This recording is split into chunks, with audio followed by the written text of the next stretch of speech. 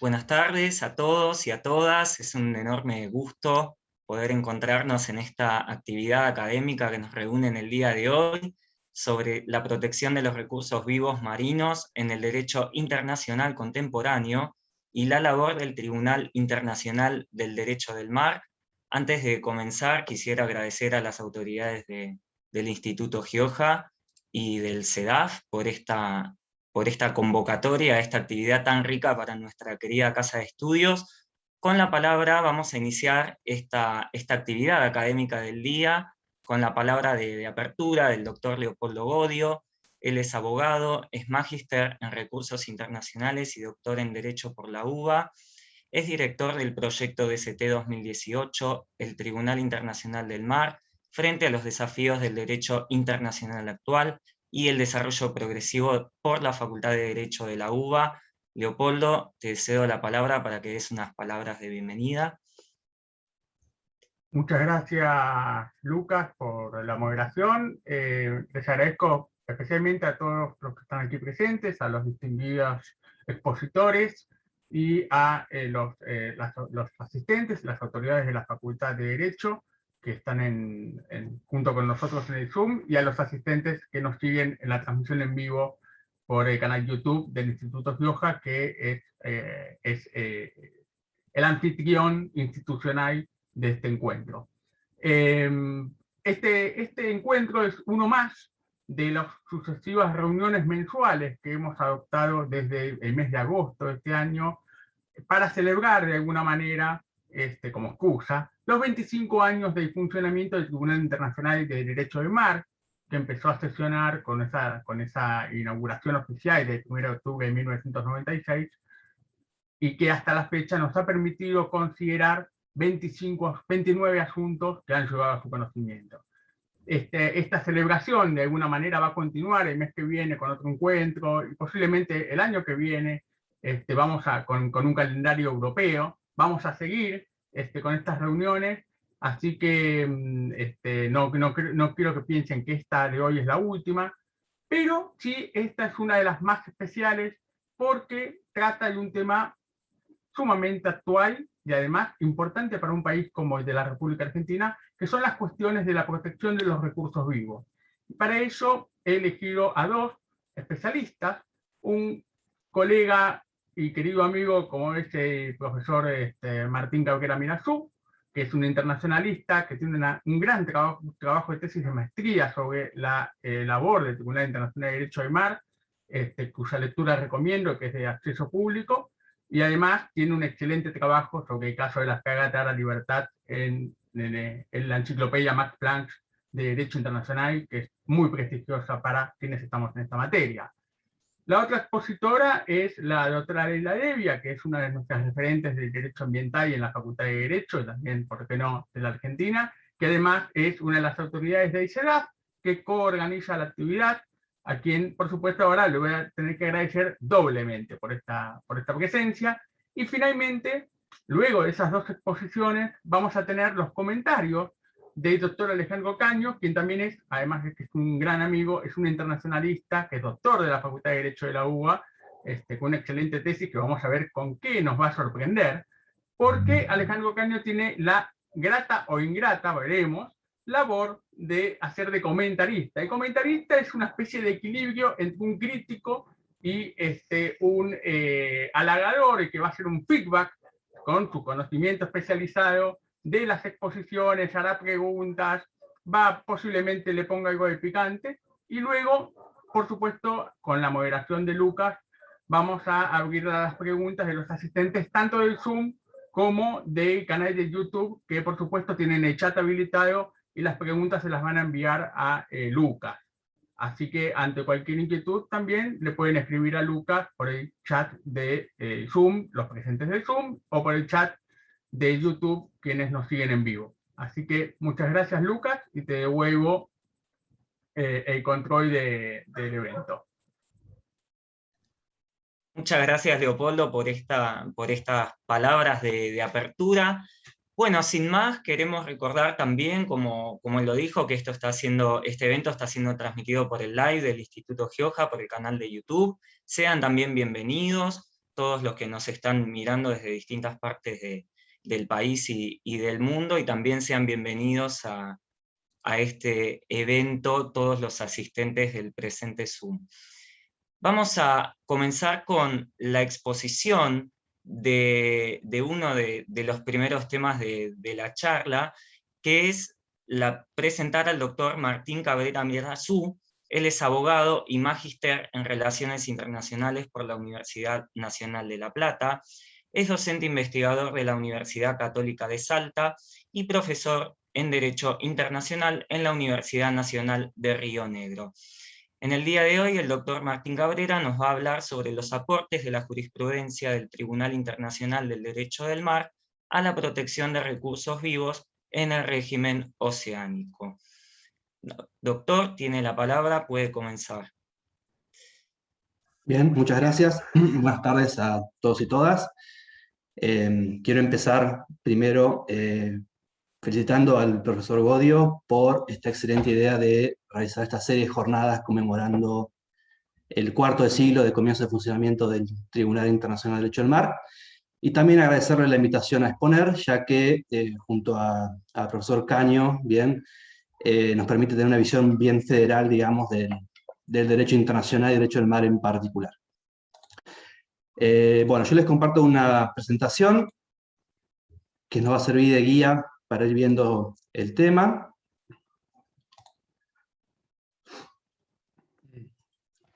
Y bueno, obviamente quería comenzar estableciendo cuál va a ser la estructura de mi presentación.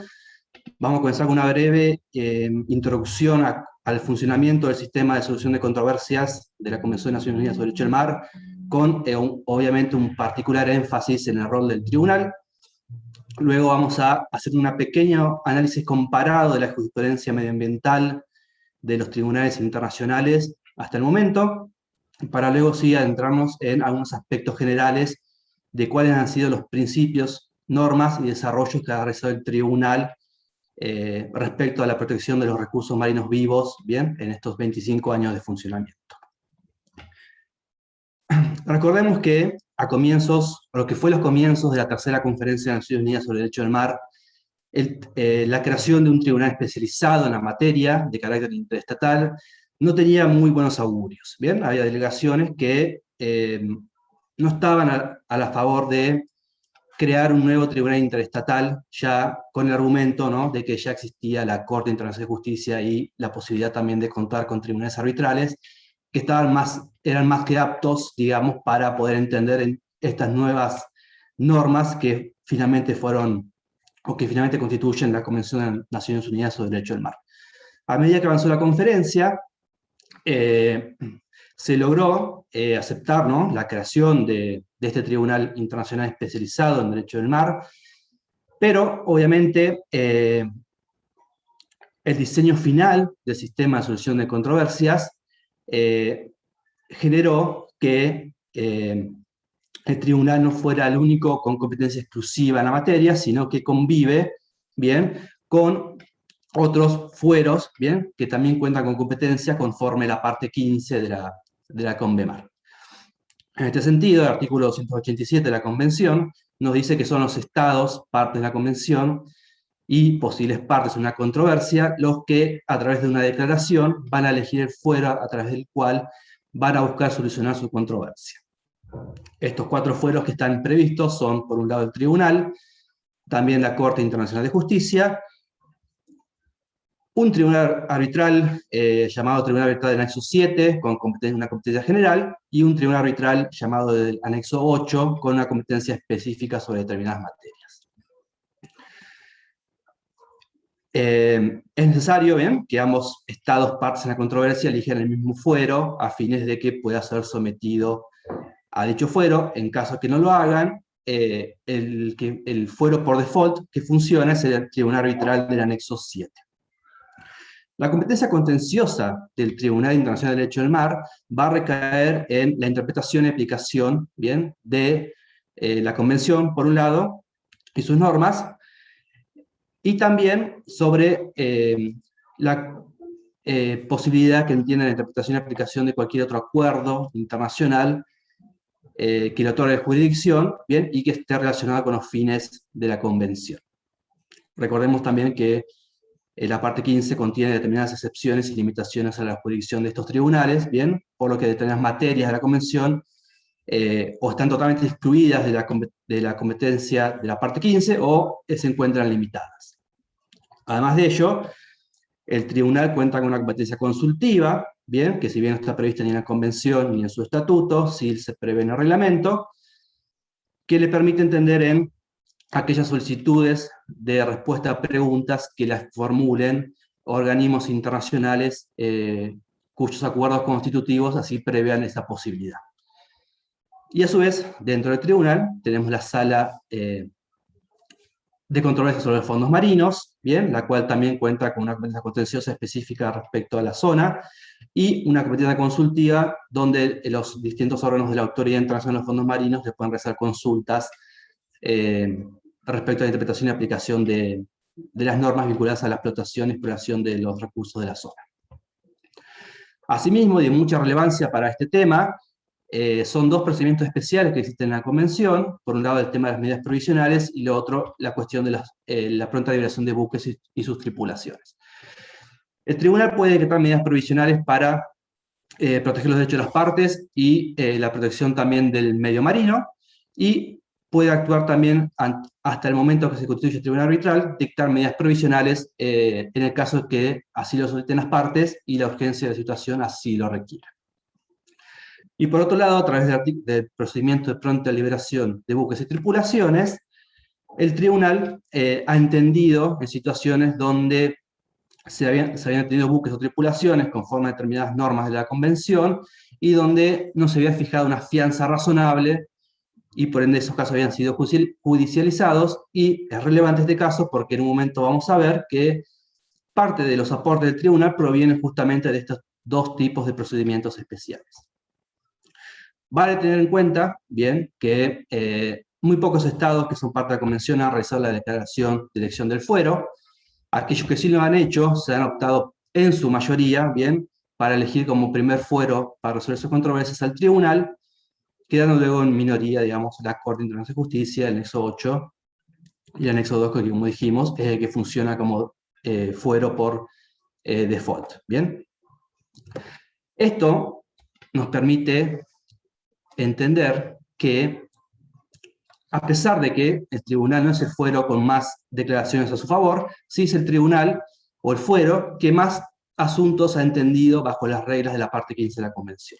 De esta manera, de las 33 controversias hasta el momento iniciadas en alguno de los fueros o bajo las normas de la parte 15 de la Convención, ha sido en 24 de ellas que intervino el tribunal, y además de esas 24, en el 16 fue el único fuero interviniente. En los demás casos fue cuando intervino prescribiendo medidas provisionales a las partes hasta tanto se constituyera el tribunal arbitral del anexo 7.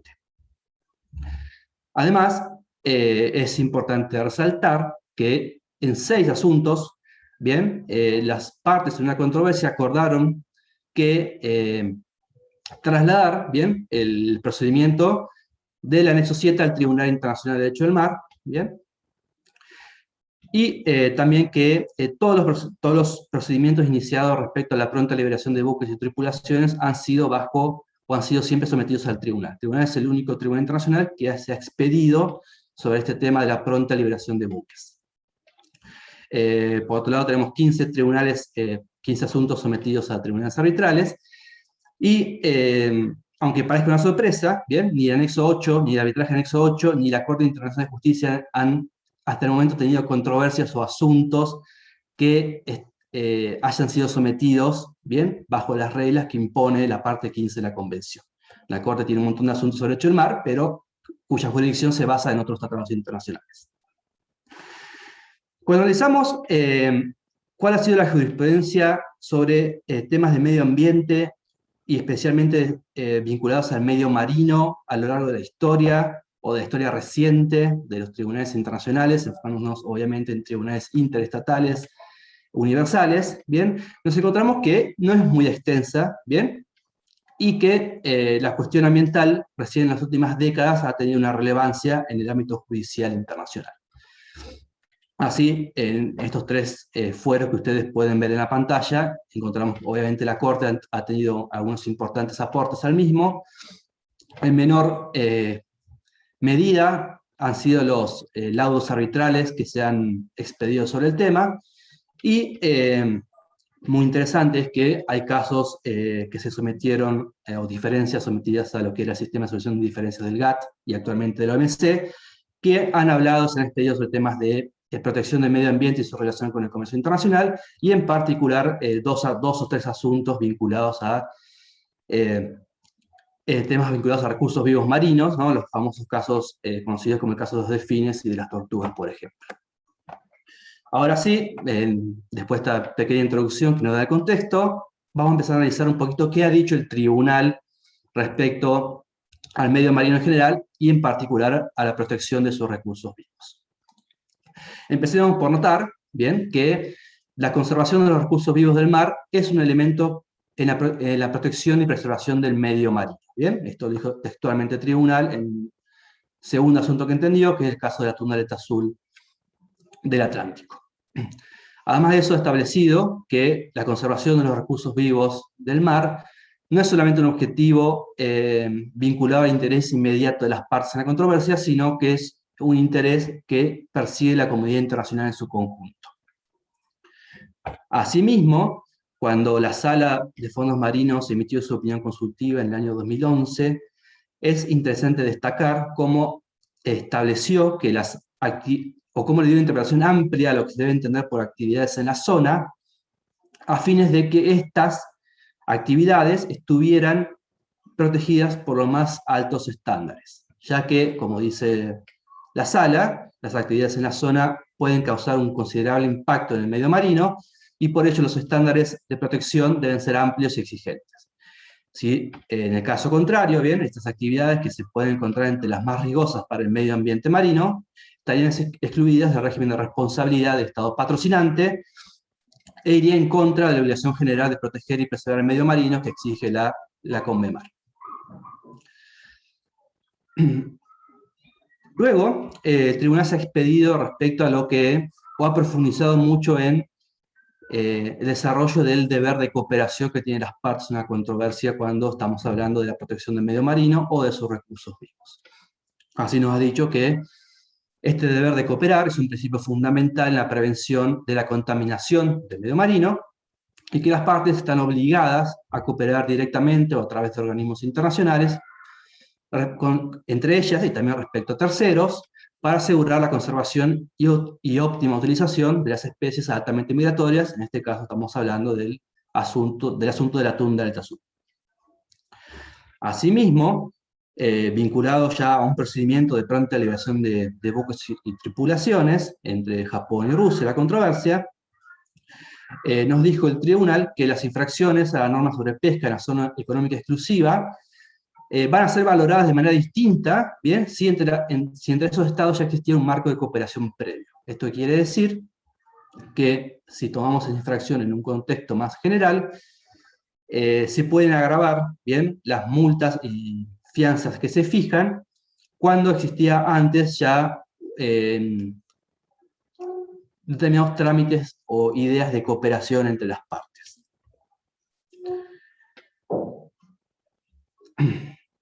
Luego, el tribunal ha sido el primer tribunal internacional, ¿bien?, que aplicó el enfoque precautorio con el fin de proteger el medio marino, y en este caso particular del atún de aleta azul, sus recursos vivos.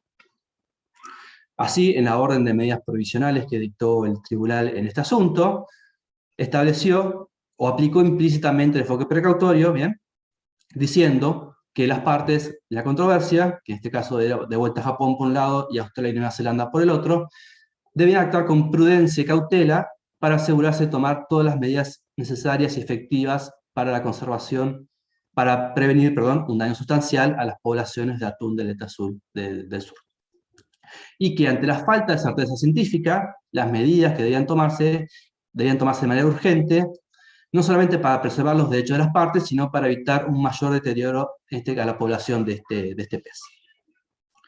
En la opinión consultiva que emitió la Sala, los jueces vincularon el enfoque precautorio con las obligaciones de debida diligencia del Estado patrocinante, estableciendo que este enfoque precautorio es una parte de la obligación general de debida diligencia del Estado patrocinante, que eso se vincula con que este Estado patrocinante debe tomar todas las medidas apropiadas para prevenir cualquier daño que pueda resultar de las actividades que son realizadas por los contratistas que patrocinan. Y además nos confirma, en este caso la sala de vuelta, que el enfoque precautorio ya puede considerarse como cristalizado dentro de la costumbre internacional como fuente del derecho internacional. Más adelante, más cerca en el tiempo, año 2015, el tribunal emitió su primera opinión consultiva en pleno, vinculada a la cuestión de la pesca ilegal, no declarada y no regulada.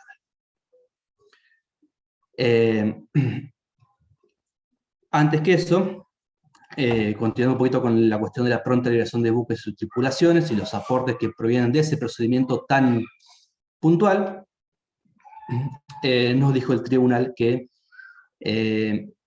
al determinar la gravedad de las ofensas cometidas, el tribunal puede tomar en cuenta no solo el daño que produce esa ofensa sobre el Estado que procedió a la detención, sino también si ese daño, qué ofensa produce para la comunidad internacional, bien relacionado con la importancia de la protección del medio marino. Y ante las críticas que recibió el tribunal, ya que algunos entendían que este procedimiento de pronta liberación no hacía más que proteger los derechos del Estado del pabellón, aclaró, dentro de las limitaciones propias que impone este procedimiento de pronta liberación, que el tribunal comprendía la preocupación, ¿no?, que este fenómeno de pesca ilegal no declarada y no regulada tiene en la comunidad internacional, y aprecia los objetivos detrás de las medidas adoptadas por los estados para lidiar con el problema, que muchas de ellas se vinculan obviamente con la detención de buques y con la fijación de fianzas y multas de considerable valor económico. También nos afirma el tribunal, bien, que los estados ribereños tienen derechos soberanos con el objetivo de conservar y administrar sus recursos marinos vivos, y que incluye, entre otras competencias, la de regular el llamado bunkering o el aprovisionamiento de combustible en alta mar de buques extranjeros, en el mar, perdón, de buques extranjeros, en este caso en el espacio marítimo, que es la zona económica exclusiva. Y también nos dice que el Estado del pabellón, entre las que son las facultades que tienen y obligaciones del Estado del pabellón y Estado ribereño en intentar prevenir la pesca ilegal no declarada y no regulada, que el Estado del pabellón tiene la obligación de tomar todas las medidas necesarias para asegurar que sus buques, o los buques que enarbolan su pabellón, cumplan las normas de protección de los recursos marinos vivos dentro de la zona económica exclusiva, con el propósito de conservar y administrar dichos recursos. Y además tienen la obligación de tomar todas las medidas necesarias para asegurar que sus buques, o los buques que enarbolan su pabellón, no se involucren en actividades de pesca ilegal, no declarada o no regulada, ¿bien?, que pueda llegar a socavar su responsabilidad estatal en la protección y preservación del medio marino y sus recursos vivos. A su vez, nos estableció, continuando y profundizando con el deber de cooperación que tienen las partes, que los miembros, en este caso de la organización internacional que suscitó la opinión consultiva, estaban obligados a cooperar entre sí respecto a terceros para adoptar medidas que eviten la sobreexplotación de poblaciones de peces de carácter compartidas, ¿bien? Y luego reitera y profundiza algunas obligaciones que impone la Convención de Naciones Unidas, particular artículos 61, 62 y 64. No me quiero extender mucho por cuestiones de tiempo nomás. También es interesante que el tribunal se ha despedido un poquito también sobre el tema de la evaluación de impacto ambiental o estudios ambientales, ¿bien? Y haciéndose mucho hincapié o basándose mucho en la sentencia de la Corte Internacional de Justicia en el caso de las pasteras, nos dice, bien, que por ejemplo, que si se debe realizar una evaluación de impacto ambiental en contextos transfronterizos respecto a recursos naturales compartidos, en referencia a la sentencia de la Corte, no hay razón alguna para pensar que también no deban implementarse, en este caso, zonas fuera del límite de las prohibiciones nacionales, la zona internacional de los fondos marinos, bien, como también podría ser en su momento el alta mar. Y en el caso de la tundra del Alto Azul, una de las medidas que adoptó el tribunal fue que las partes debían realizar un estudio sobre el estado de la población a fines de analizar y negociar posteriormente cuál iba a ser la cuota de captura que iba a tener cada una de las partes, a cada uno de los estados partes en esa controversia.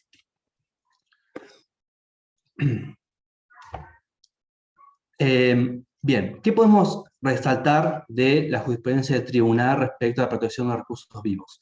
Por un lado, que ha sido, creo yo, el único tribunal internacional que ha desarrollado tanto o con tanta profundidad sobre distintos aspectos de la materia, cuáles son los principios y normas que los estados deben cumplir respecto a la justamente protección de los recursos marinos vivos. Por otro lado, también es de resaltar, ¿bien?, que además del desarrollo del derecho internacional que pudiéramos nosotros analizar, todas las órdenes y sentencias que emitió el tribunal sobre el tema han sido acatadas por las partes. Entonces, no solamente tenemos el desarrollo del derecho internacional, sino que también tenemos que ha sido un tribunal muy efectivo en cuanto a poder solucionar las controversias que le fueron sometidas. Por otro lado, creo que es bastante homogénea la doctrina especializada en el tema, en resaltar o en evaluar positivamente la jurisprudencia del tribunal en estos temas. Y finalizo con dos grandes cuestiones que están presentes actualmente en el ámbito internacional, bien, donde el tribunal puede llegar a tener un rol potencial en las mismas, bien, por eso hay que prestar mucha atención a esto. Por un lado, obviamente, la cuestión del cambio climático y cuáles van a ser sus efectos e impactos negativos en los océanos, vinculados al aumento de la temperatura del mar, aumento del nivel de mar, y demás, donde, por ejemplo, podría pensarse hipotéticamente en que el tribunal pudiera recibir una solicitud de opinión consultiva sobre estos temas.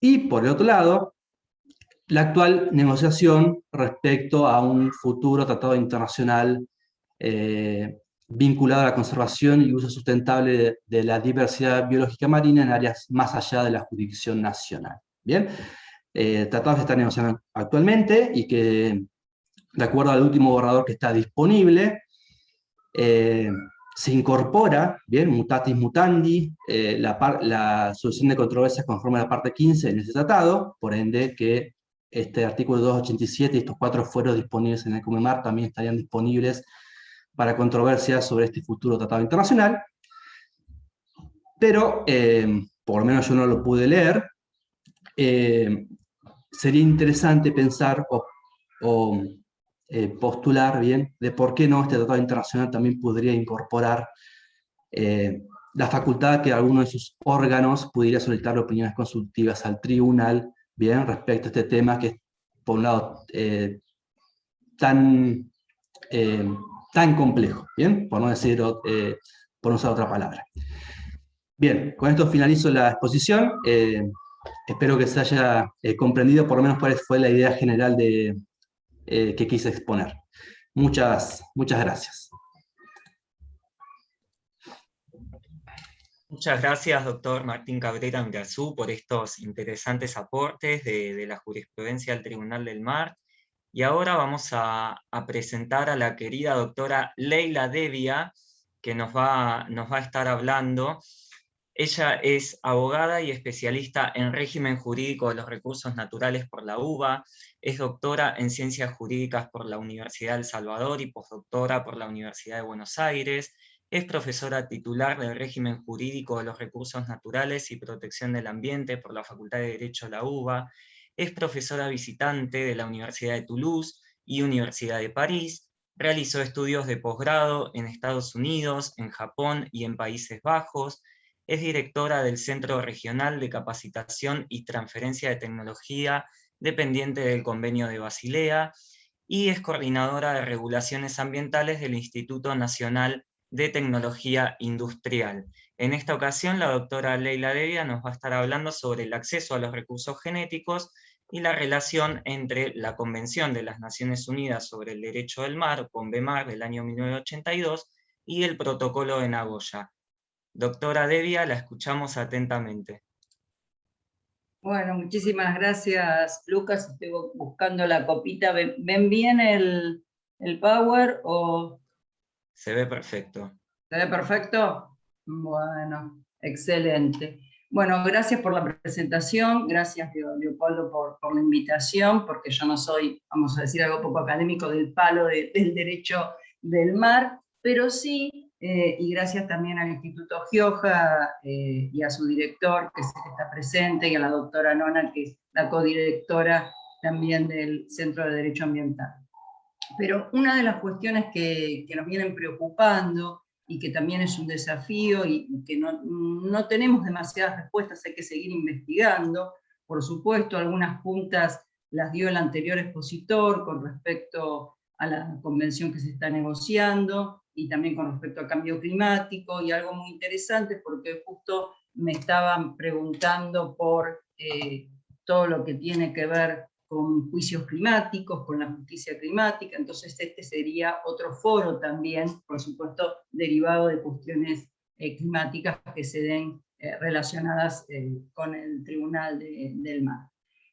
Vamos a empezar primero por la Convención de Diversidad Biológica. Hay muchas filminas, pero va a ser breve, y lo que quiero es que nos deje y nos interpele a una serie de interrogantes que tenemos sobre la relación en general de los acuerdos multilaterales medioambientales entre sí y de los acuerdos multilaterales medioambientales con otros acuerdos. O sea, hay una transversalidad que muchas veces es difícil porque en el lenguaje se dice, bueno, se compatibiliza y hay consenso entre estas dos convenciones, como sucede con la Convención de Basilea sobre movimientos transfronterizos, específicamente en el de desguace de buques, y tenemos la Convención de Hong Kong, y entonces, bueno, ¿cuál aplicamos? O los residuos son aplicados por la Convención de Basilea y los residuos de desagüe de buques están en esta convención. Entonces, esto trae conflictos, tensiones que no son solamente para resolver mediante una mediación o mediante algún tipo de ámbito judicial, pero que sí aceptar. Esperen que ahí está. No sé qué me pasa.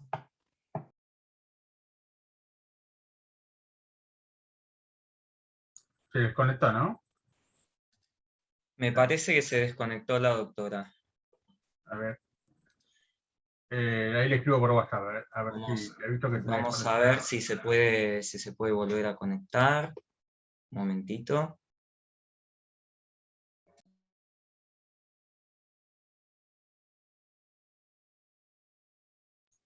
¿Le estás avisando vos, Lucas? Sí, ya se está conectando nuevamente. Bien, vamos a guardar unos minutitos a la doctora de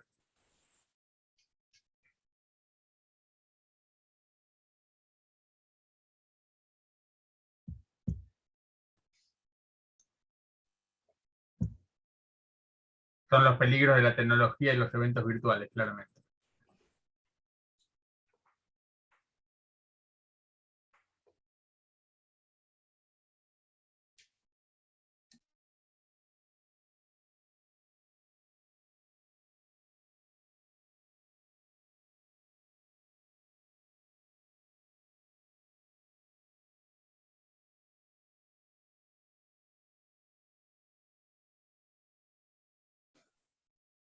Consulta, cuando hablaban de los tribunales, que nombraron 4 tribunales, habían dicho que estaba un tribunal, la Corte Internacional de Justicia, un tribunal arbitral de anexo 7, y me falta uno que no llegué a anotar. Es un tribunal llamado Tribunal Arbitral de Anexo 8, ¿bien? Que es para El anexo 8. determinadas materias específicas, sí. Muchas gracias. Muy buena la exposición, doctor. Gracias.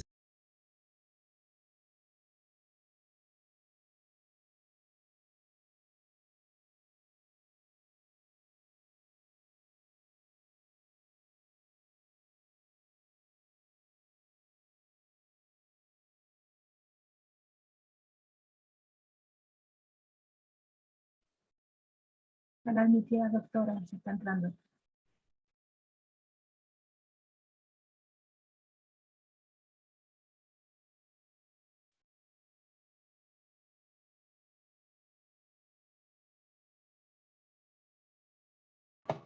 Disculpas, no sé qué pasó, así que vuelvo de nuevo a compartir pantalla. Vamos hoy con que se ancló.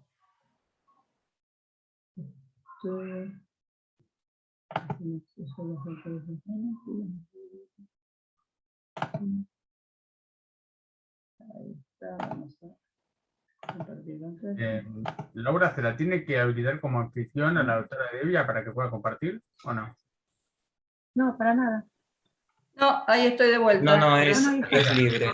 Sí, sí. Sí, sí, No no, sabía que había pasado con eso. Bueno, seguimos. Entonces, como yo les decía, hay una convención que es la Convención Madre, que es la Convención sobre Diversidad Biológica del año 1992, y ahí lo que vamos a tener es que hay 3 objetivos, el de conservación de la diversidad, la utilización sostenible de sus componentes, y el tercer objetivo, que es el que un poco hoy nos convoca, que es la participación justa y equitativa en los beneficios que se deriven de utilización de recursos genéticos, que es el protocolo de Nagoya. O sea, el protocolo de Nagoya, su base es la participación justa y equitativa de los beneficios de estos recursos. Fue adoptado en el 2010 y entró en vigor en el 2014. Ahí tenemos la definición de recursos genéticos, se entiende el material genético de valor real o potencial, que incluye el derivado. Esto también lleva muchas veces a discusiones técnicas y jurídicas muy interesantes. Cuando se empieza a elaborar el protocolo de Nagoya, primeramente hay una discusión que se da lugar a través de las directrices de Bonn para poder, no solamente en el caso de las comunidades originarias y de otros conceptos que contiene el protocolo, sino en estos conceptos técnicos a la hora de poder saber el ámbito material del protocolo. Ahí la utilización de recursos genéticos para nosotros y para nuestra región y para los países megadiversos tiene una gran importancia, una importancia de investigación, de innovación biotecnológica, de industrialización y comercialización, y ahí vemos diferentes tipos de recursos genéticos. Ahí hay se los comento brevemente. Hay ciertos actores que son claves, que son los proveedores de estos recursos genéticos y los usuarios, y el procedimiento, que también se ha trabajado bastante jurídicamente, el consentimiento fundamentado previo y las condiciones mutuamente acordadas, que es cómo se va a establecer esta relación. El protocolo, que por supuesto viene el protocolo de biodiversidad, el convenio de biodiversidad, tanto como el convenio del protocolo de biotecnología y el protocolo de Kuala Lumpur sobre responsabilidad de organismos del movimiento transfronterizo de organismos genéticamente modificados, trae esta relación en la cual los países megadiversos dicen, bueno, nosotros tenemos estos recursos, y todos los países tenemos estos recursos, hay y esto es muy importante en la industria cosmética, en la industria médica, en la industria de investigación, hay que transformarlos, esa transformación tiene un precio, también entra, por supuesto, el derecho de propiedad intelectual, en este sentido, cuál es el valor y cuáles son las reglas, y qué pasa con las comunidades que también, y los que tienen sus conocimientos tradicionales y originarios. Y esto también fue difícil en el protocolo, poder definir la idea de conocimiento tradicional.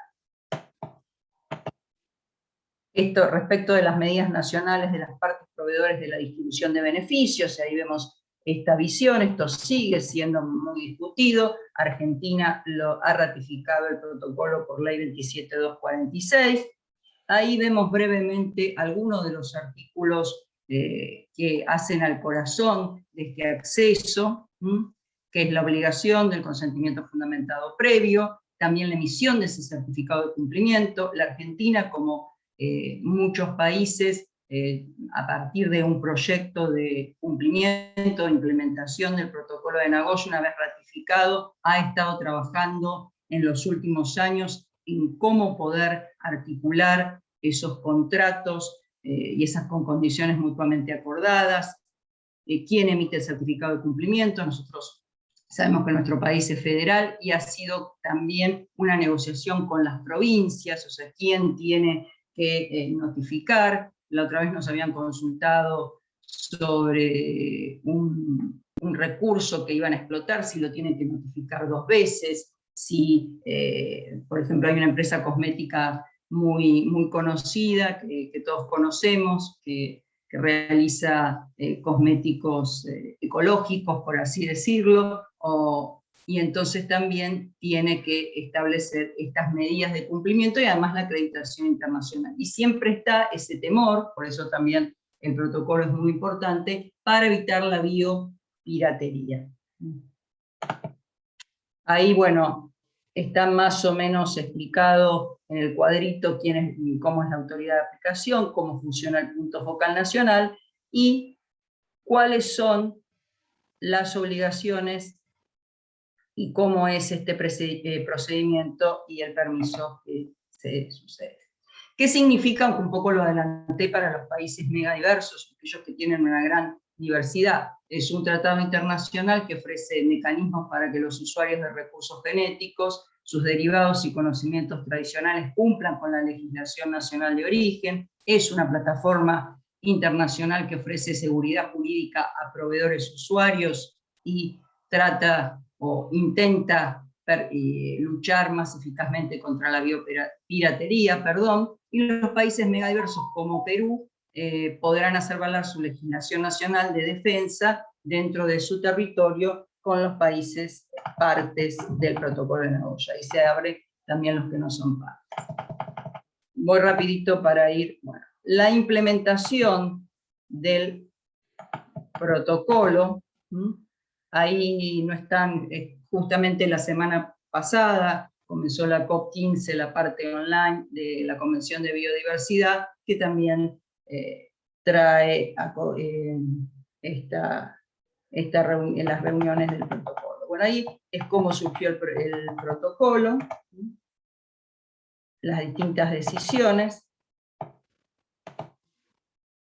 pero quería entrar un poquitito en este kit de información, donde está más resumido en las anteriores filminas, que ha sido creado para mejorar el conocimiento del acceso y distribución de beneficios.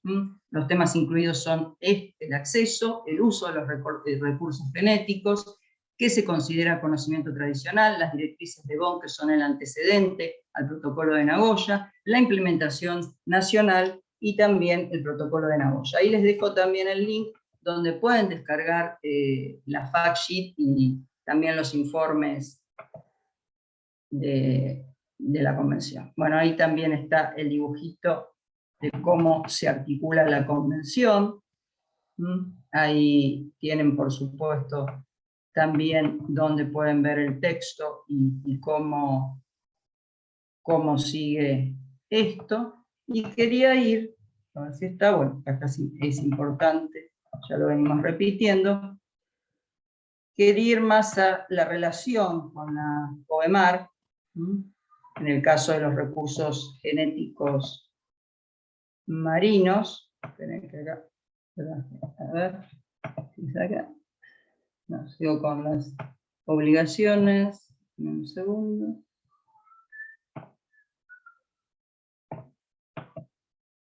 Ahí está la vigilancia, bueno, van a tener mucha información sobre Nagoya.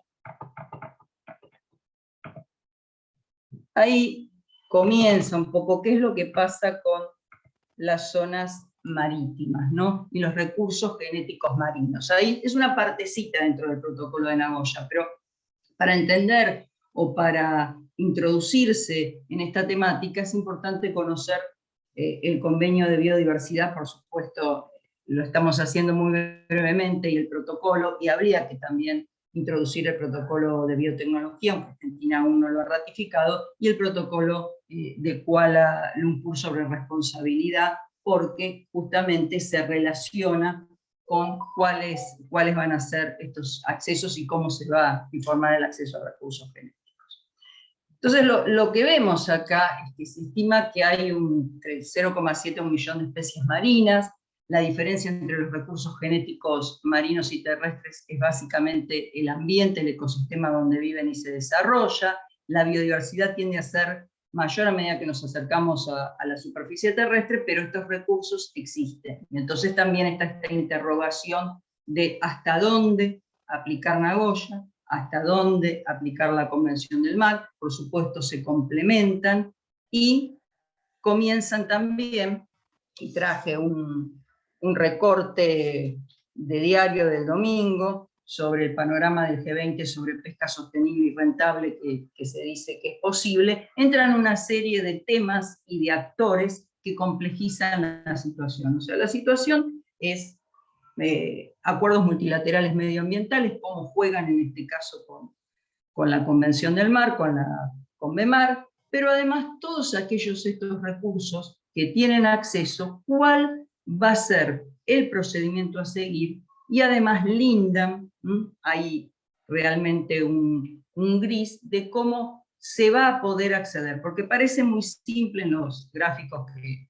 yo les comenté anteriormente, pero cuando se comienza a desgranar todo el procedimiento de cómo solicitar ese permiso de acceso, de cuál va a ser el contrato que se va a hacer, si se encuentra este recurso en una provincia. Imagínense si se encuentra en alta mar, en la plataforma continental o en la zona económica exclusiva. Ahí está que la investigación y desarrollo en recursos marinos y composiciones bioquímicas tiene gran potencial para desarrollar nuevos alimentos, productos bioquímicos, farmacéuticos. También acá entra el tema de propiedad intelectual, y la introducción de nuevos productos naturales con base a especies marinas viene creciendo bastante.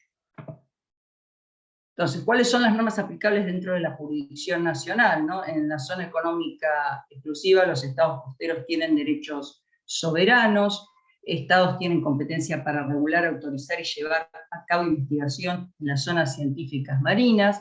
La Convención de Biodiversidad, más el Protocolo de Nagoya, más las normas de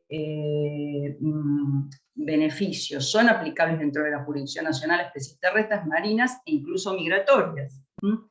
La definición de recursos genéticos en la Convención de Biodiversidad no diferencia entre recursos terrestres o marinos. Hay muy pocos casos de contratos de beneficios, de distribución de beneficios sobre recursos marinos. O sea que nos encontramos, no digo con un vacío, tenemos las normas, pero realmente qué es lo que puede llegar a pasar y los conflictos, como bien decía el expositor anterior, que se pueden suceder y cuál va a ser el ámbito de aplicación. En este caso específico, el protocolo de Nagoya, eso es una discusión, o los procedimientos de la CONVEMAR. Ahí tenemos qué pasa con las normas aplicables en áreas fuera de la jurisdicción nacional. No hay todavía normas especializadas en la materia en los beneficios participativos de los recursos genéticos, ni claridad total sobre estos derechos o condiciones para su acceso y uso. Por supuesto, sí hay debate y discusión. Normas aplicables en áreas fuera de la jurisdicción. Actualmente se está negociando un instrumento sobre conservación y uso sostenible, como dijo el expositor anterior. Hay dos interpretaciones básicas sobre los derechos recursos genéticos marinos. Algunos países que los recursos naturales vivos en alta mar se deben considerar como patrimonio de la humanidad, y ahí entra otro tema de discusión. Algunos países consideran que los recursos genéticos marinos debían estar sujetos a la libertad para emprender no solo la investigación científica, sino actividades de bioprospección. Luego esto es un documento no oficial, que es el proyecto de texto que comentaban anteriormente. Ahí tenemos también otro tema, qué pasa con los recursos marinos y las patentes.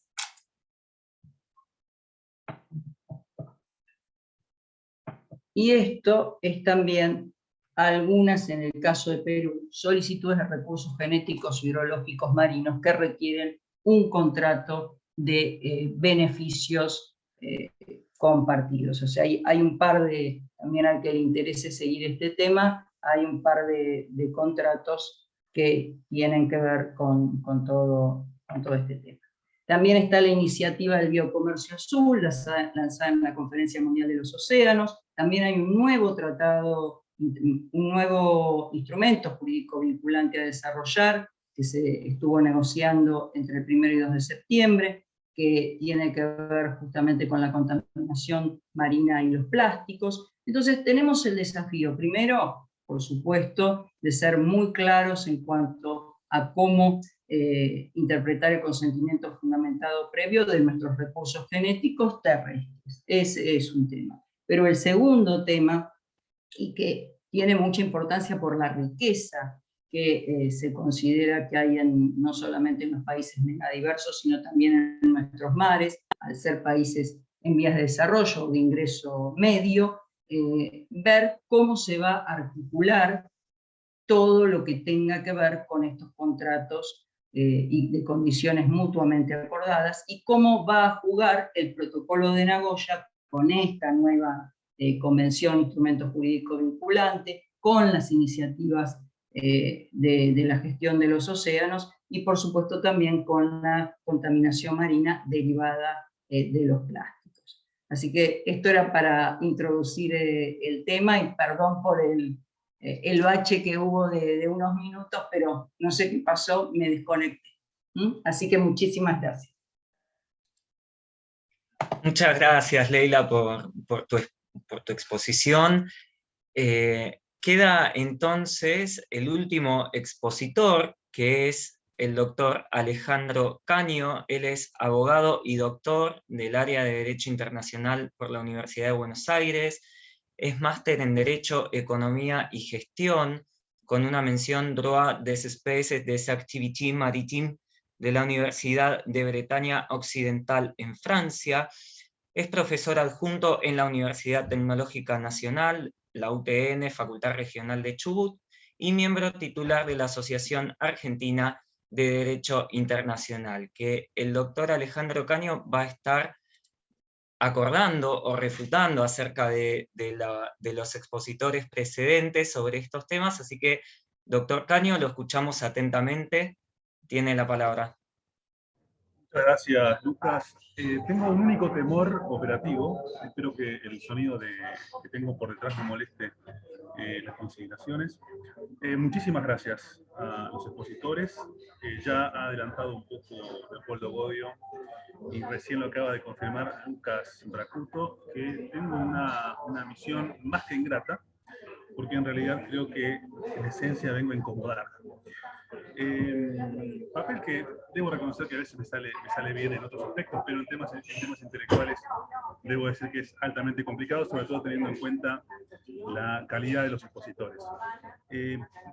Primero también quisiera resaltar una consideración que hizo Martín Cabrera al principio, agradecer específicamente a Gioja, a Leopoldo Bodio y a la Universidad de Buenos Aires esta apertura que se ha hecho con esta vocación federal para que nosotros, que estamos lejos de Buenos Aires, también tengamos este momento para hacer conocer nuestras voces.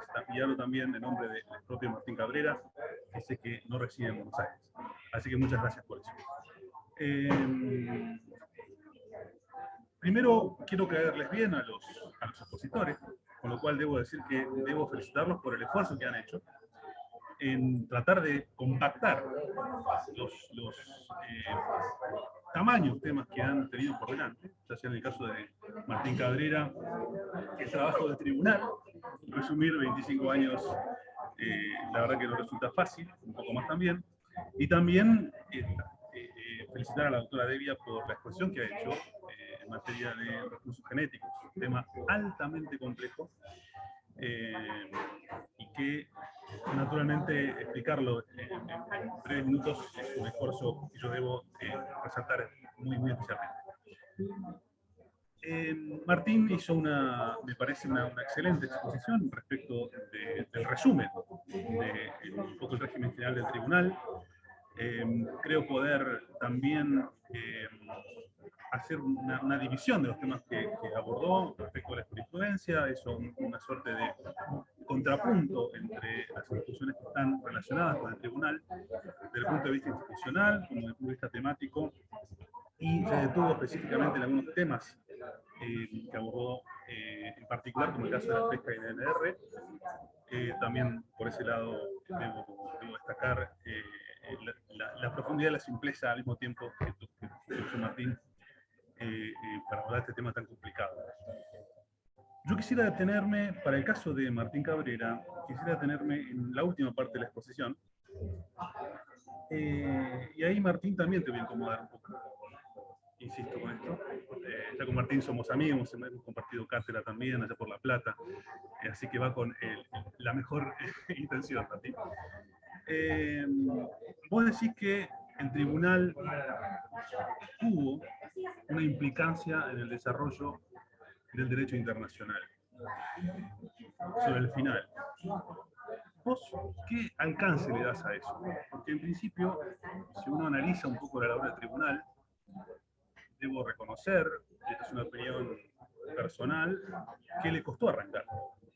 Al principio los estados no parecían estar convencidos del tribunal, con su competencia en la Corte, si uno tiene que hablar del menú de opciones que los estados tenían para poder acceder a una instancia de este tipo. Cuesta imaginar que el tribunal, más allá de esta puesta en marcha con cierta lentitud al principio, cuesta imaginar que el tribunal haya tenido una implicancia en los nuevos desarrollos, hablando específicamente de temas que tienen que ver con pronta liberación de buques y también con alguna timidez en algunas decisiones en materia consultiva respecto de la cuestión ambiental. Así que yo quisiera conocer un poco más, si puede desarrollar esto, cómo el tribunal desarrolló, cómo el tribunal tuvo su protagonismo, tuvo su rol de importancia en materia de desarrollo progresivo del derecho internacional. Y ahí termino con esto, y es una segunda pregunta que tiene que ver con esto. Si vos notaste, con esta explicación que vos hiciste, algún tipo de cambio en el tribunal cuando dejaron su función tanto Treves, Hugo Caminos y Wolfram. Ese trío, ese tridente intelectual, esa salida del tribunal, ¿tuvo una implicancia en la jurisprudencia? ¿Sí o no? Así que te dejo la palabra, Martín.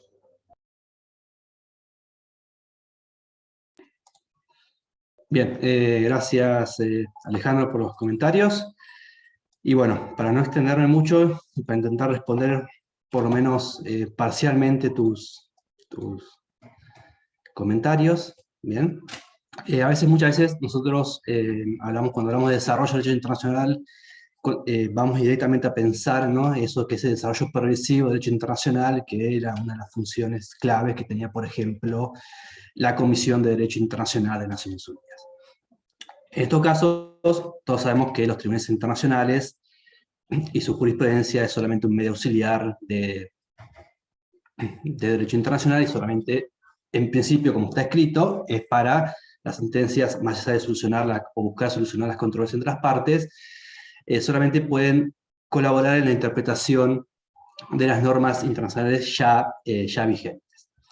Sin perjuicio de ello, yo rescato por lo menos 3 aspectos donde el tribunal creo que claramente ha contribuido a no solamente interpretar y aplicar las normas de la Convención, sino también a clarificar muchas de sus disposiciones, y que podríamos llegar a considerarla como, si lo avanzamos en un contexto más global, como desarrollo del derecho internacional, también viéndolo en relación a cómo han trabajado los otros fueros del sistema. Bien, quiero reiterar esto, que la Corte Internacional de Justicia nunca tuvo controversias que le hayan sometido sobre la parte 15, y que en un principio, como al tribunal también le costó empezar a trabajar, digamos, y a entender especialmente cuestiones sobre el fondo ya que los primeros asuntos del tribunal eran medidas provisionales y solicitudes de pronta liberación de buques. Los arbitrajes también les costó mucho comenzar, ¿bien? En el sentido de que las primeras órdenes de los tribunales arbitrales o las primeras controversias sometidas a los tribunales arbitrales no llegaron a un laudo final, ¿bien? Sino que o por acuerdo de partes o porque el tribunal arbitral se declaraba sin jurisdicción, nunca pudieron dictar un laudo sobre el fondo de la cuestión. Entre los desarrollos que yo destaco que ha realizado el Tribunal de Derecho Internacional, en el Derecho Internacional del Tribunal, están los vinculados a la interpretación de las normas de la parte 15, ¿bien? Específicamente hablando, obviamente, de todo el aspecto de pronta liberación de buques, para saber cuándo una fianza es o no razonable, qué elementos se deben tener en cuenta al momento de que el Estado ribereño fije una fianza para liberar el buque detenido. Por el otro lado, la interpretación que ha hecho del artículo 290 de la Convención sobre la solicitud de medidas provisionales, ya que, por ejemplo, las medidas provisionales que son solicitadas al tribunal en espera de que se constituya un arbitraje, ¿bien? Que son las del 290 inciso quinto, el requisito para otorgarlas es que si la urgencia así lo requiere. Y el tribunal ha interpretado si la urgencia así lo requiere, que también incluye esa urgencia a lo vinculado a la protección del medio marino, que sí figura como un requisito en el artículo 290, inciso primero. Luego, específicamente vinculado a lo que hace al medio marino y sus recursos vivos, extendió la aplicación de la evaluación de impacto ambiental o estudios ambientales, más genéricamente hablando, no solamente a las actividades de la zona, sino también a las actividades que pudieran tener un efecto en la conservación y administración de los recursos vivos en la zona de economía exclusiva de los estados ribereños. También, como había dicho en la presentación, fue el primer tribunal internacional en aplicar, por lo menos implícitamente, el enfoque precautorio, ¿bien? Que eso creo que es algo extremadamente relevante, y además después nos ha dicho más adelante que el enfoque precautorio no solamente debe estar previsto en un tratado internacional, sino que también es parte de la costumbre internacional. Y luego rescato también la manera que ha aplicado el deber de cooperación entre las partes, ¿no? Ya que este deber de cooperación es lo que ha permitido muchas veces la solución de las controversias. ¿Bien?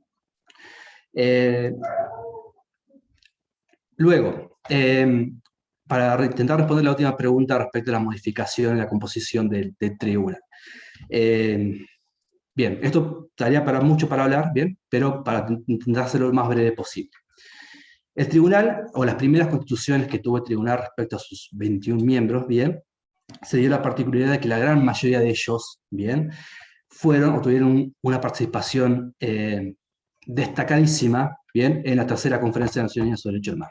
No solamente eran especialistas en Derecho del Mar, sino que ellos redactaron la convención, para decirlo de alguna manera, sumado obviamente a su talento intelectual, para decirlo de alguna manera, si mencionamos los logros de Hugo Caminos, Wolfram, Tulio Treves, entre muchos otros.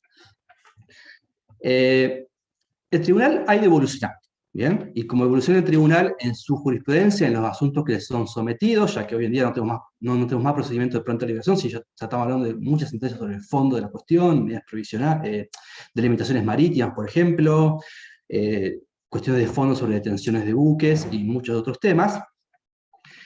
También se ha ido modificando la composición del tribunal por una cuestión lógica. Y esa modificación del tribunal tiene un aspecto muy positivo, ¿bien?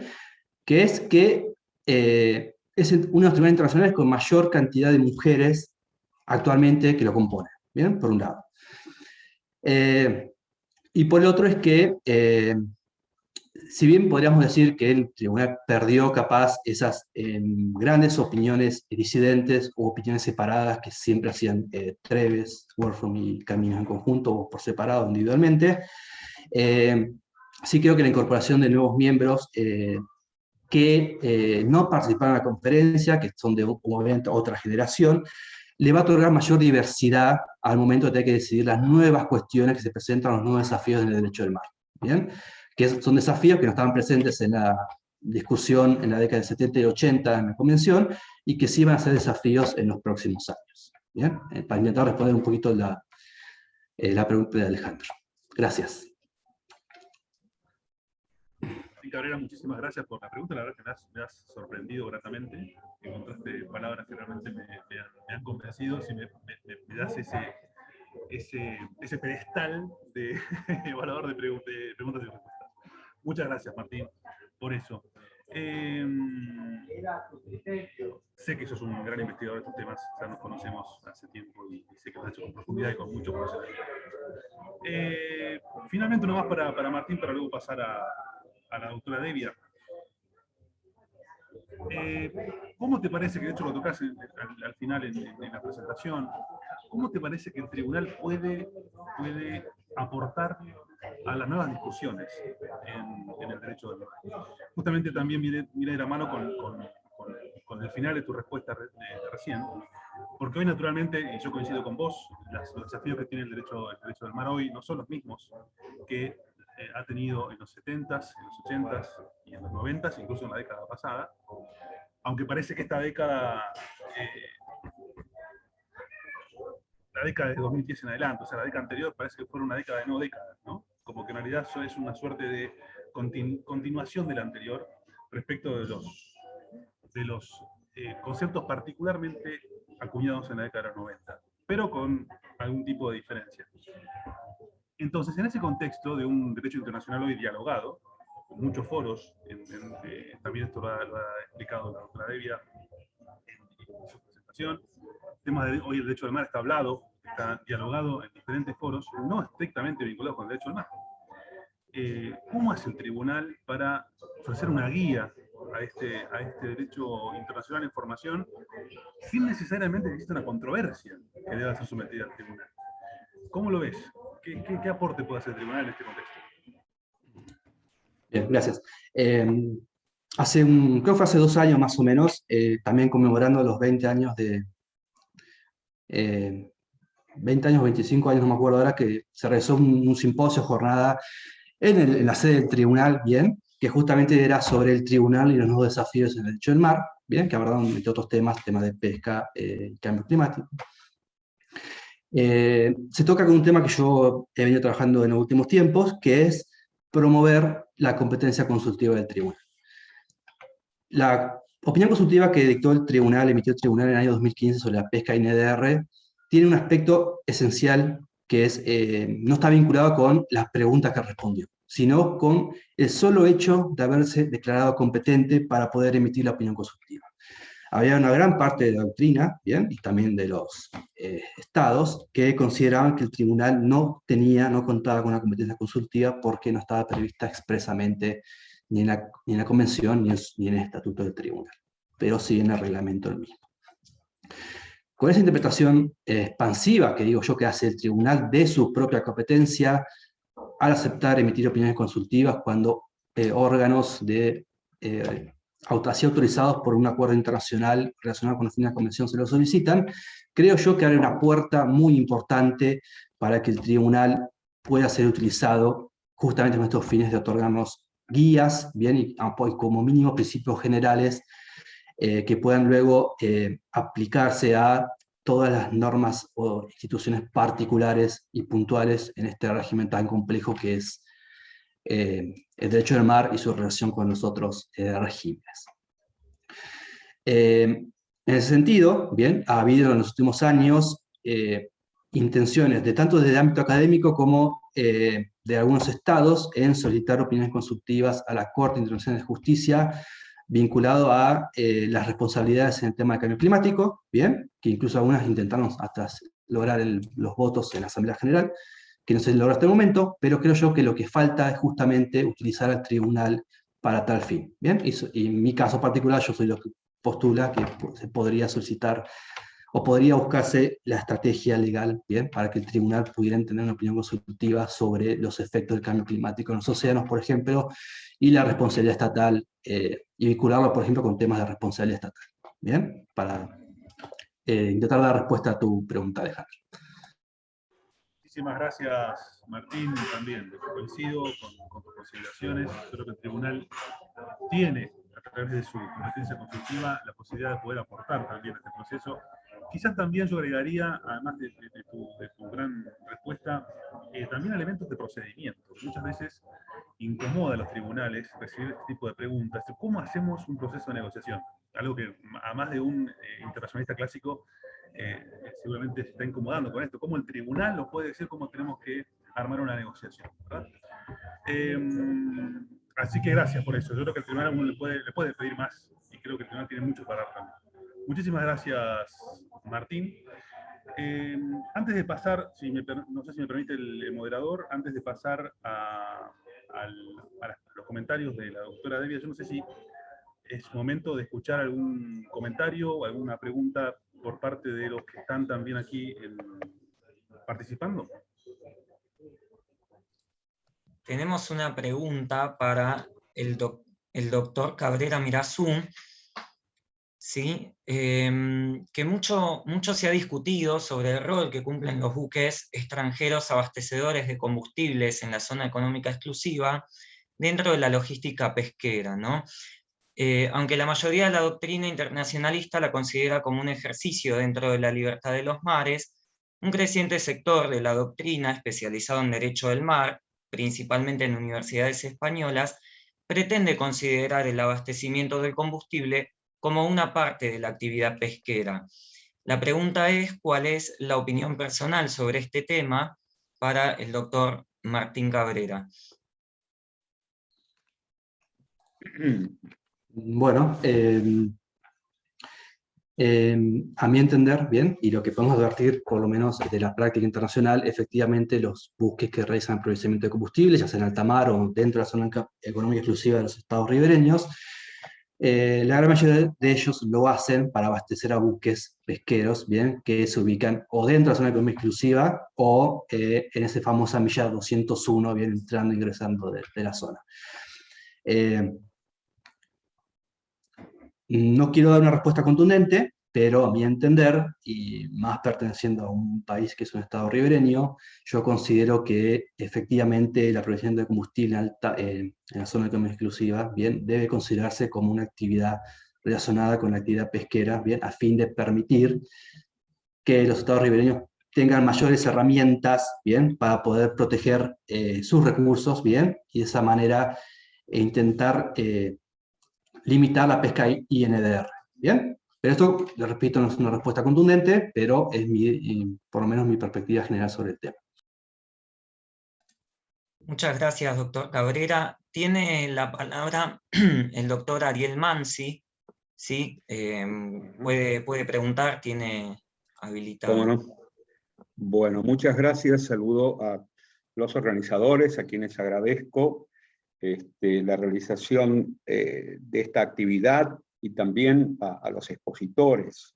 Yo tendría que hacer una pregunta, que más que nada es una propuesta, a la doctora Leila Devia, que tiene que ver con la segunda parte de su exposición, cuando hizo referencia a las negociaciones sobre biodiversidad en áreas más allá de la jurisdicción nacional, las llamadas negociaciones BBNJ, que han comenzado ya hace muchos años, en realidad ahora se encuentran en una etapa formal en las Naciones Unidas, pero comenzaron impulsadas básicamente por algunas organizaciones internacionales no gubernamentales que hacia el año 2004, más todavía, digamos, con más precisión, tal vez 2006, organizaciones, muchas de las cuales están financiadas por fundaciones allegadas a los intereses de países industrializados, sobre todo en materia de recursos naturales.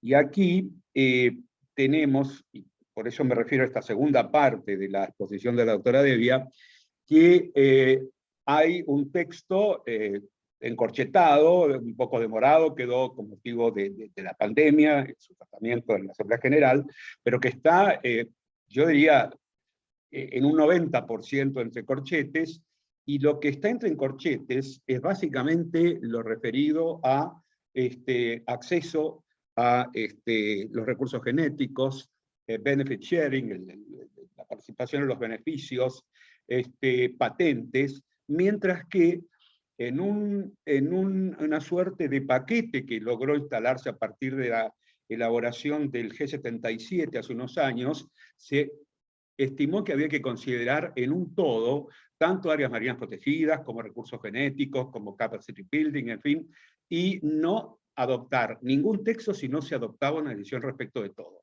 Y el problema, y a eso vengo ahora con respecto al pedido de consideración por la doctora Devia, es que los países en desarrollo han estado durante estos prácticamente 15 años, en algunos tramos, muy, digamos, alejados del proceso, porque ha faltado, en algunos casos, personal, digamos, eficiente en esta temática, y otros países han logrado mayores progresos, y sobre todo instalar la enorme prisa en lograr un texto para obtener un tratado definitivo y vinculante. Entonces, mi pregunta es la siguiente. ¿Hasta qué punto la cátedra, sabemos que ustedes trabajan básicamente en régimen jurídico de los recursos naturales, en derecho ambiental, pero desde una óptica del derecho internacional del medio ambiente, que no es exactamente lo mismo que el derecho ambiental, se puede ir propiciando la formación de investigadores y de personal que desde lo académico haga aportes también al Estado. Es decir, el Estado trabaja básicamente, los Estados trabajan a partir de los ministerios exteriores, de los ministerios de ciencia y técnica, seguramente la Facultad de Ciencias Exactas y Naturales hace sus aportes, pero ¿hasta dónde desde las facultades de Derecho, sobre todo de las universidades públicas, se podría instalar ese tipo de formación? Esa es la pregunta que le hago, es casi como una suerte de desafío desde el punto de vista docente e investigadora, para lograr que no terminemos con un texto muy desfavorable para nuestros países. Gracias. Bueno, gracias Ariel siempre por tus preguntas y por tu consideración. Esto pasa, y ustedes lo conocen muy bien, yo lo conozco desde el punto de vista ambiental, son textos en general corchetados, con decisiones, ha pasado lo mismo con esta convención de plástico que hace años que se viene trabajando, pasó con la convención de Minamata sobre eliminación del mercurio, hasta que en el 2008 saltó el tema que Estados Unidos estaba de acuerdo en la negociación de un instrumento jurídico vinculante. Lleva su tiempo, y en general la parte sustancial y la que nos afecta a nosotros, que siempre esgrimimos el principio de responsabilidad común pero diferenciada, nos cuesta bastante poder sostener. Sabemos, y esto no es para hacernos las víctimas, que nuestros países en general, no solamente la Argentina, tiene excelentes funcionarios de carrera de nuestra Cancillería, pero que se necesita mucha más gente. A veces hay un funcionario que está cubriendo distintos temas, y estoy hablando solamente de distintos temas ambientales, que se enganchan con temas comerciales, que se enganchan con temas de propiedad intelectual, con cuestiones políticas.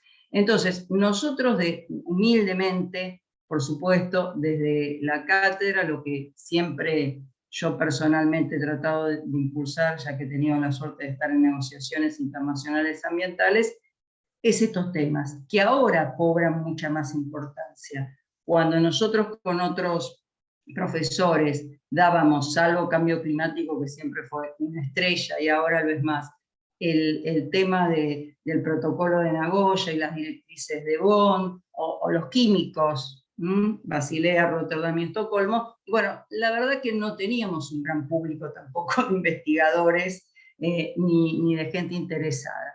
Hace un tiempo, y vos lo sabés bien, porque tuvimos un expositor en el caso de la pesca marítima, estamos desde el CEDAF impulsando este tema, la veo acá también a la doctora Nora, las 3 cátedras, y además hay investigadores específicamente que les interesa esta parte, que está muy relacionada, no es que las otras no estén relacionadas con el derecho internacional, por supuesto, pero que están muy relacionadas con la CONVEMAR, y por eso también mi acercamiento a Leopoldo, que por supuesto lo conocía mucho, pero no específicamente trabajando en estas cuestiones con él, y nuestra idea es profundizar, no solamente la charla de hoy, por eso él hoy me invitó, y yo digo, bueno, pero no es mi tema. Entonces un poco yo lo había empezado en el postdoctorado a trabajar el protocolo de Nagoya, pero me interesaba más el tema de las condiciones mutuamente acordadas, de cómo iban a ser esos contratos, Y bueno, pero cuando empecé a escribir estaba este tema del acceso a los recursos, y bueno, la idea es esa. Por supuesto, como sabés, ya habíamos quedado, o si no quedamos, será el año que viene. Vamos a invitar también a la universidad y a vos para seguir profundizando. Nosotros vemos la colita, que no es la colita porque va desde el principio la cuestión ambiental, todo lo que tiene que ver con la conservación de los recursos, como lo hablamos el otro día también. Y acá también se mezcla alguien, hay varios especialistas en pesca, también se mezcla muchísimo el tema de la pesca, y se mezcla o se intercambia el tema económico de la sostenibilidad, cómo hacemos para conservar, lo hablamos el otro día en la charla, para conservar, por supuesto, nuestros recursos naturales y el ambiente en general, pero también ver cómo se desarrolla el crecimiento económico o el desarrollo sustentable. Es por eso que me parece que hay que seguir profundizando. Lo que te puedo decir, vas a decir es muy pobre, son estas 2 charlas más un curso que tenemos, pero vamos a seguir, y yo lo que nos gustaría es que la gente se interesara cada vez más. Tenemos muchos interesados, vuelvo a repetir, en cambio climático, en biodiversidad y Nagoya, y biotecnología, y en Kuala Lumpur no hay tanto, en los químicos tampoco, pero en general lo internacional siempre va porque entrecruza todas las demás convenciones. La Convención Marco de Naciones Unidas sobre el Cambio Climático, todo el mundo ahora quiere saber qué va a pasar en Glasgow, qué hay detrás de Glasgow, cuál es la posición argentina, pero me parece que estos temas, como bien decís, quedan ahí lejanos, y cuando quedan lejanos, por supuesto, la gente que tiene más recursos humanos, más recursos económicos y financieros, está con el texto. Yo me acuerdo también muchas veces, cuando negociamos Minamata o Basilea, bueno, hay 40 personas de la Unión Europea con cada artículo, y nosotros somos 3 o 4 o 7 como mucho que vamos cubriendo las reuniones, ¿no? Y viene también la misión en Ginebra a ayudarnos. Así que esa es la idea. Te propongo entonces que si tenés un tema de charla, ya lo instalamos para próxima charla CEDAF, así que bueno, gracias por los comentarios. Muchas gracias, Leila, muchas gracias. Muchas gracias, doctor Mansi, por la pregunta. Devuelvo la palabra al doctor Caño para alguna cuestión más hacia la doctora Devia o hacia... Bueno, muchísimas Martín. gracias, Ariel Mansi, gracias también, Leila, por la respuesta, Lucas también. Bueno, justamente Ariel Mansi hizo la presentación para la segunda parte, que era justamente para la doctora Devia. Yo me permito nada más tomar nota de algunos puntos importantes de su exposición. Yo creo que, como lo dije al principio, hizo un muy buen trabajo para poder comprimir estos temas en muy poco tiempo. Creo que jurídicamente identificó los desafíos que hoy la comunidad internacional está enfrentando, específicamente respecto de los recursos genéticos. Se detuvo bastante en el protocolo de Nagoya. Y luego creo que tocó un tema central, siempre hablando dentro de la ciencia jurídica, que es la interrelación entre la Convención de Biodiversidad y la CONVEMAR. Un tema que ya se ha desarrollado, se ha venido estudiando, ya tiene sus años, pero que debo decir que todavía, en mi opinión, no ha encontrado una respuesta concreta respecto de ese encadenamiento entre los conceptos que tiene la CBD y la estructura legal que plantea la Convención. Fíjense también, esto también lo explicó muy bien la doctora Devia, que hay una suerte de complemento entre ambas. De hecho, la propia Convención, específicamente, la Convención, perdón, el CBD, específicamente reenvía al derecho del mar, con un tímido artículo que dice: para los temas del mar vamos a hablar siempre en los términos de la Convención del mar. Y eso hace que, y acá viene la pregunta incómoda, doctora Devia, eso hace que jurídicamente pareciera ser que el enfoque zonal de la Convención del Mar estuviera quebrado.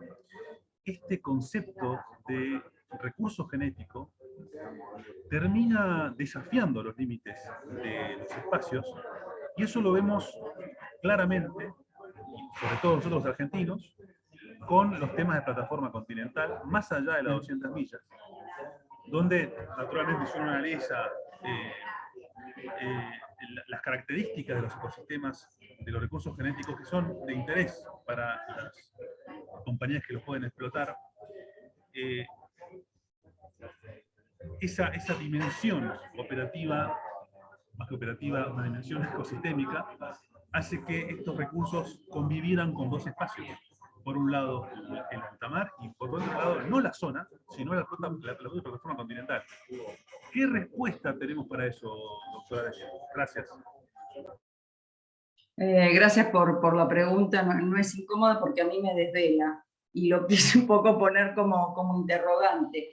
Y lo que me pasa muchas veces, o nos pasa en general a los que trabajamos estos temas, es que no veo o sea, me cuesta a veces ver la compatibilización, cuando hay entre no solamente entre estas dos convenciones. Por eso di el ejemplo de la de Basilea, porque estando en una reunión, vinieron para las guías técnicas desde UACE de buques, vinieron las representantes de los armadores y dijeron no Hong Kong. Entonces empieza una discusión en la cual solo queda claro que las dos convenciones se refieren a los mismos temas, pero con distinto enfoque.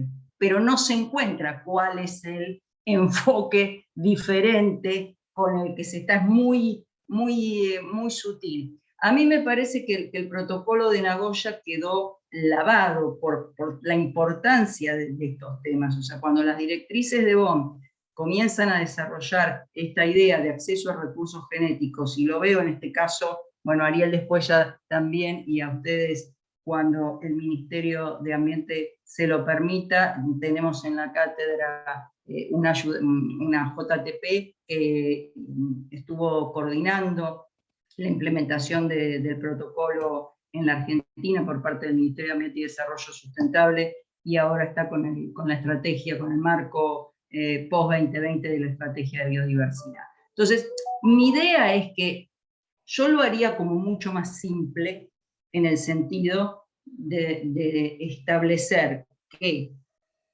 un grupo de expertos de la CONMEMAR, que por supuesto debe existir con un grupo de expertos del protocolo de Nagoya, hicieran unas guías técnicas para delimitar. Por supuesto que estas guías ya sabemos que no van a ser vinculantes, entonces también podemos pensar en desarrollar o someterlas, como tiene que ser, a la decisión de la COP y de las partes, que son las que la tienen que aprobar, para que fueran vinculantes y poder determinar estos conceptos. Yo ahora no lo veo todavía como muy posible. ¿En qué sentido? En el momento en que haya un conflicto específico y se diga qué aplico o a qué tribunal voy, ahí yo creo que van a empezar, por supuesto que hay respuestas teóricas y doctrinarias elaboradas, pero a mí me parece que en materia de negociación esto va más allá de biodiversidad y del protocolo de Nagoya y del mar. Los acuerdos multilaterales ambientales y los que provenimos del derecho ambiental nos damos cuenta que abarcamos todo. Y cuando vos dijiste el tema del concepto de patrimonio común que se tiene en algunas convenciones y que se desarrolla patrimonio común de la humanidad. Bueno, si vos vas a tomar como un bien público global y la gobernanza de ese bien público global, ya me meto en otro tema, en el cual es muy diferente. O sea, yo lo puedo resolver jurídicamente o charlarlo a través del grupo de expertos y la conferencia de las partes y las cancillerías negociando. Pero me parece que acá también hay un tema político muy importante, en el cual las políticas públicas de los países en vías de desarrollo, no tan en vías de desarrollo, tienen que ver a la hora de implementar políticas públicas nacionales, porque otra de las cuestiones que nos pasa muchas veces, y pasó con Nagoya, ¿no? La experiencia de la doctora Bonafina, que trabaja en mi cátedra, costaba implementar Nagoya porque los recursos, no hablemos ya de los marinos, los recursos genéticos terrestres, se encuentran mayormente en las provincias, y las provincias tienen su propia legislación. Y entonces, ¿qué pasaba? Bueno, la Dirección de Fauna Silvestre me tiene que dar el permiso y avisarle al punto focal y a la autoridad competente, pero si esa dirección, cada uno tiene en las provincias una distinta denominación, no le da el permiso y dice, no, se tramita en Nación, ahí se te traba, porque de Nación te dice, tiene que cumplir Nagoya, y la provincia dice, para salir de acá o para hacer esto, tiene que pasar por la Dirección de Fauna Silvestre, o como se llame, o como se denomine en cada provincia. O sea que a mí me parece interesante, como dice Ariel, y un poco seguir viendo qué soluciones podemos pensar con respecto a la relación. Nagoya dice en el artículo 4, otros acuerdos internacionales ambientales, que va a haber consenso, que se van a compatibilizar, pero traer y estudiar algunos casos prácticos y casos puntuales que han pasado, como en el caso de Guase de Uques, que lo conozco bastante bien, para ver, bueno, ¿cuál ha sido la solución? La solución ha sido, bueno, como un stand-by. Y después esto también se complejiza, que es un tema que por supuesto ustedes son expertos, que es cómo incorporo al ordenamiento positivo, pero no cómo lo incorporo desde el punto de vista jurídico y teórico, ¿no? Sino cómo lo incorporo desde la gestión, el derecho internacional, y en este caso, bueno, el derecho internacional del medio ambiente, porque pasaba esto, que desde la Conferencia de las Partes, de la Secretaría de la Convención, dicen, bueno, pero ¿cómo no pueden hacer este contrato? No, pero está la provincia, es un Estado federal, y me parece que sería muy interesante seguir desarrollando. Yo creo que todavía no hay una respuesta, y que la respuesta es este medio gris de decir se compatibilizan, se consensúan, y te doy un ejemplo más que nos ha pasado en algunas convenciones internacionales ambientales. Hay un punto siempre que es la relación con otras, la Conferencia de las Partes, la relación con otras convenciones internacionales, la relación con las secretarías de otras convenciones internacionales y la relación con la Organización Mundial del Comercio.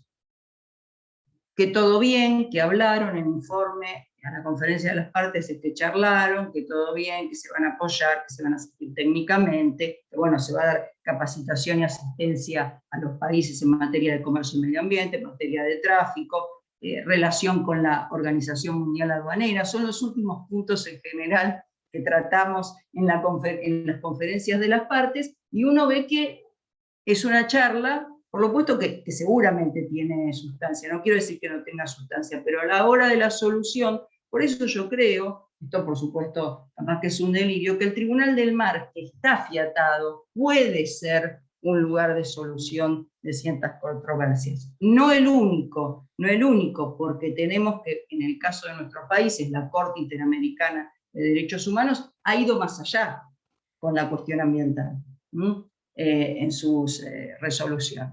Bueno, no sé, Alejandro, sí, te dejé conforme, pero... No, clarísimo. Muchísimas gracias, doctora Devia. La verdad que no puedo más de coincidir con sus consideraciones.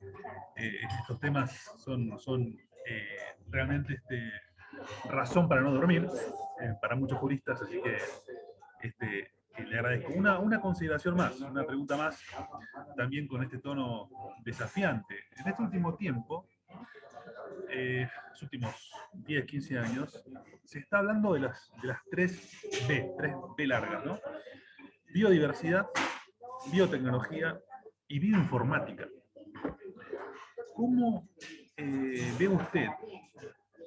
Sobre todo tiene que también ir encadenado esto con lo que también preguntaba el ministro Mansi, el doctor Mansi.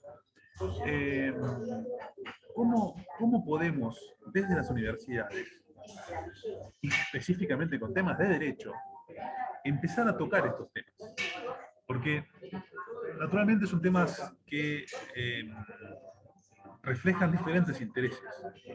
Por un lado, los intereses del sector público nacional, del sector público provincial, como lo acaba de desarrollar usted, pero también están los intereses propios de multinacionales, de grandes industrias dedicadas a temas, por ejemplo, en materia cosmética, como también usted lo señala en su exposición.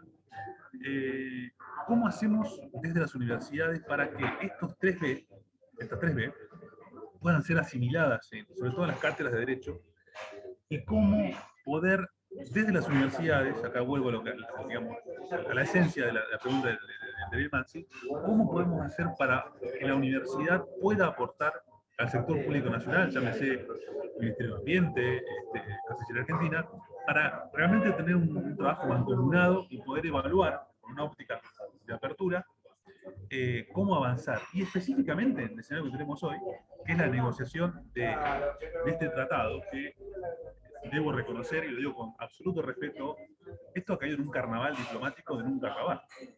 Más allá, por supuesto, que las negociaciones en el mar siempre llevan sus años. La Convención del Mar llevó sus 10 años. ¿Hasta dónde vamos a seguir debatiendo esto?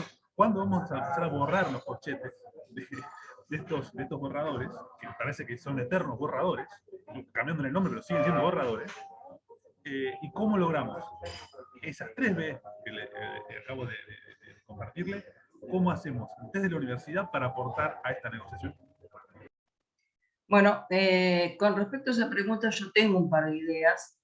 Para eso, por supuesto, hay que tener una influencia en la toma de decisiones un poco mayor que la que tenemos en este grupo, que estamos hoy aquí, pero a mí me parece que justamente la enseñanza del derecho, yo ya me metería con la enseñanza del derecho, ¿no? En general, tendría que ser muchísimo más transversal, o sea, todas las cátedras, y un poco yo vengo de la tradición de las ramas del derecho. Yo hice mi carrera en el año 78, me recibí en el año 85, en la famosa escuelita, en la cual se cursaban 28 materias y 2 prácticos.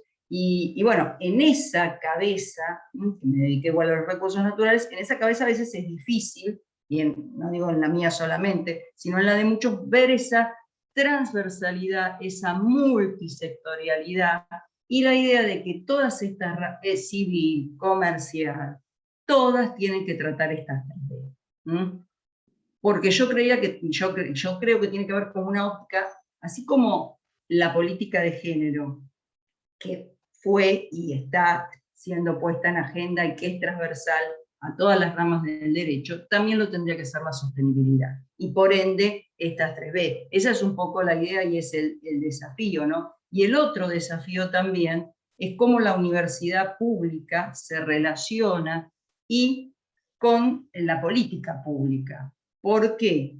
Porque, bueno, ustedes lo sabrán muy bien. Muchas veces en nuestros países es muy difícil que la universidad, uno está acostumbrado en Canadá, también hay discusiones en Estados Unidos, en Francia también, como que hay una relación y se le pide a los universitarios o a los especialistas que den una opinión que contribuya. De hecho, en sí igual hay una apertura mucho mayor que la que yo conocí cuando empecé con estas cuestiones, que contribuya con su aporte. Doy un ejemplo ambiental, en el caso de la cuenca Matanzas-Riachuelo, el famoso leading case. En el caso Mendoza, se trajo, por supuesto, se le pidió a las universidades, se le pidió al INTI, institución en la que trabajo hace muchísimos años también, estudios, pero esto me parece que, como todo en nuestro país, esto ya es una discusión mayor, le falta articulación.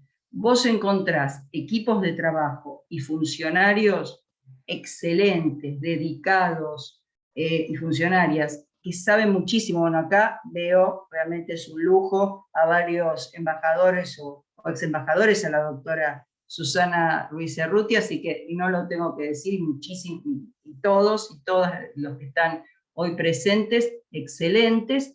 Y bueno, vos decís, ¿cómo puede ser que con toda esta masa crítica, y la masa crítica joven, que me preguntaba Ariel, no se puede articular? Entonces se necesita una institucionalidad en la que se articule estos saberes, y que esto no signifique que la universidad y sus investigadores pierden objetividad, porque esto a lo mejor no suena tan académico, pero muchas veces se siente como que hay poca transparencia si se da una opinión, o si se emite una opinión o algún dictamen vinculado al Estado, tendría que pensarse, pero al gobierno de turno. Entonces dicen, ¿por qué nombraron a estos juristas que van a dar opinión sobre este tema? Son relevantes y muchas veces, y nosotros los que estamos en la función pública, señores, lo sabemos, vos alcanzás un dictamen, y bueno, el decisor político, como pasa con el IPCC, no pasa internacionalmente, Panel Intergubernamental de Cambio Climático, ahora está entrando mucho más en la agenda, pero sus informaciones y uno de los primeros dossier del IPCC fue el de cómo influir en los decisores políticos, cómo hacer algo sencillo, porque el político no tiene tiempo de todo esto que estamos haciendo nosotros, o tiene otro trabajo. Entonces, ¿cómo le llegás, más allá de los asesores, que tenga un cuadernillo, una fact sheet, algo que contenga las cuestiones principales? Entonces, el desafío es cómo la universidad puede estar en estos foros, puede, por supuesto, aconsejar, recomendar, sugerir, y que no parezca que es el grupo que está asesorando al gobierno y se entienda de una manera que no es la que la universidad, por supuesto, tiene que ser, ¿no? Entonces, esta articulación, esta cuestión, y que también pasa con los privados, el sector privado, hoy me pasó, cuento una anécdota, estamos con un partnership que además es con privados internacional, y una de las empresas está presentando un proyecto y lo va a financiar, pero los requerimientos y los procedimientos para la financiación de ese proyecto en la cual un privado quiera aprobar determinada directriz, bueno, es cuestionado. Entonces, hay que encontrarle la vuelta para que sea transparente, para que no sea dirigido, pero que tenga intervención, porque si no, por el miedo que no sea transparente, no sea dirigido, bueno, todo lo que todos sabemos, quedamos como afuera.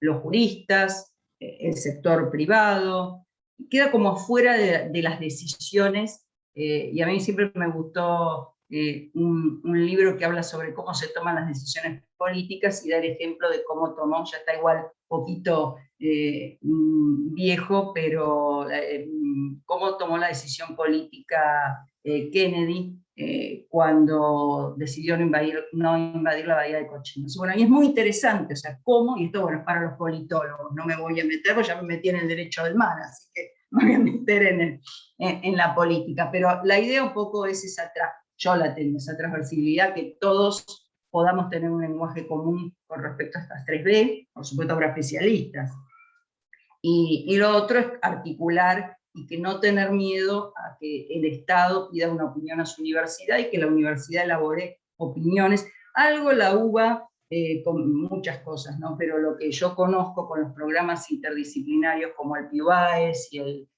también el PIUBAC, también trató de acercarse a los decisores políticos en informes que tienen que ver con la transición energética y bueno, en informes sobre cambio climático. No, hay muchísima tela para cortar, no sigo, porque si no, no termino más. No sé si no le pregunto más a esta mujer. No, muchísimas gracias. La verdad que un placer escucharla. No puedo más que también estar de acuerdo con todas sus consideraciones. De mi parte ya no tengo más comentarios que hacer. Simplemente agradecerles muy especialmente a los expositores. La verdad que han sido muy significativas las contribuciones. Insisto, debo resaltar dos cosas. Primero, el esfuerzo que han hecho nuevamente en comprimir los temas al tiempo de exposición, y luego, en rigor de verdad, debo decir que las respuestas han sido fantásticas a los desafíos y a la visión inquisidora sobre sus exposiciones. Así que muy agradecido a ambos. Gracias, doctora Delia, gracias, doctor Cabrera Mirazú. Paso la palabra entonces a Lucas. Gracias. Muchas gracias, Alejandro, por tu intervención también. Finalmente, vamos a darle la palabra al doctor Leopoldo Godio para hacer el cierre, ya que no hay más preguntas para los expositores, así que, doctor Godio, le cedo la palabra para cerrar el evento. Bueno, muchas gracias, Lucas. El primer agradecimiento entonces es para vos por la moderación, con mucho temple, a pesar de los comentarios en el chat que has logrado sintetizar unas preguntas, que especialmente esa pregunta que fue claramente bajo la línea de flotación para el doctor Cabrera Mirazú.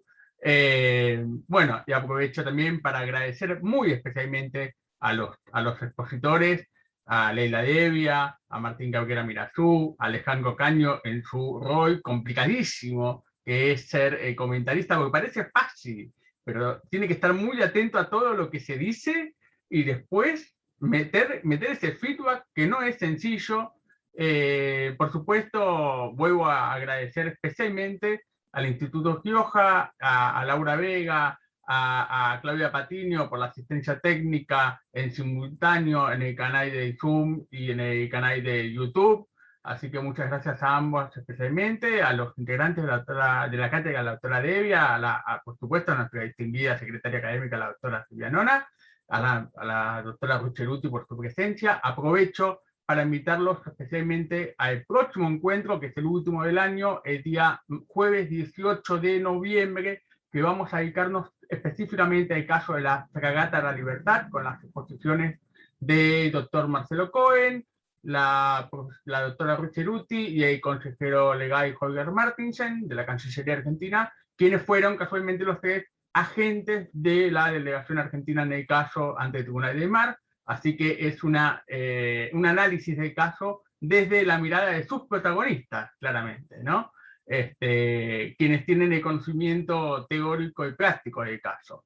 En cuanto al agradecimiento, obviamente, a los presentes, ¿sí? A los asistentes en ambos canales, y me gustaría, si le parece bien a la doctora Devia, cederle las palabras del cierre, porque este encuentro fue organizado por el proyecto de CIT de la Facultad de Derecho, dedicado a la investigación de la jurisprudencia del Tribunal de Mar, pero también por el CEDAF, que es el Centro de Derecho Ambiental de la Facultad de Derecho, que la doctora Devia dirige desde allí. Doctora Devia, muchas gracias. Bueno, muchas gracias, Leopoldo.